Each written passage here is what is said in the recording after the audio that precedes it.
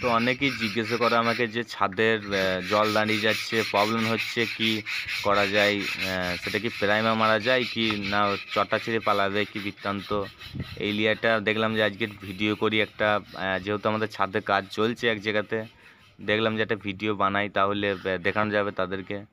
তো তার জন্য বলছি, বেসিক্যালিভাবে ছাদটা প্রথম ভালো করে পরিষ্কার করে নিতে হবে তার ব্রাশ দিয়ে, ভালো করে ঘষে মেজে জল দিয়ে তার পরিষ্কার পরিচ্ছন্ন করতে হবে। তারপরে যেই ওয়াটারপ্রুফিং যে প্রাইমারগুলো হয়, সেই প্রাইমারগুলো ভালো করে অ্যাপ্লাই করতে হবে 3 কোট।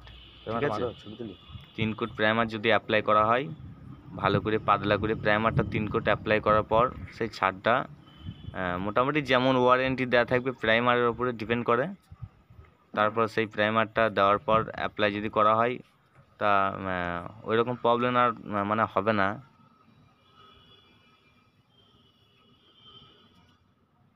এই দেখুন আমাদের কাজ চলছে, প্রাইমার দিয়ে দেওয়া হচ্ছে, দেখুন আপনারা। প্রথমে ভালো করে ঘষে নেওয়া হয়েছে জল দিয়ে। কিছু কিছু জায়গায় হয়তো ক্র্যাক থাকতে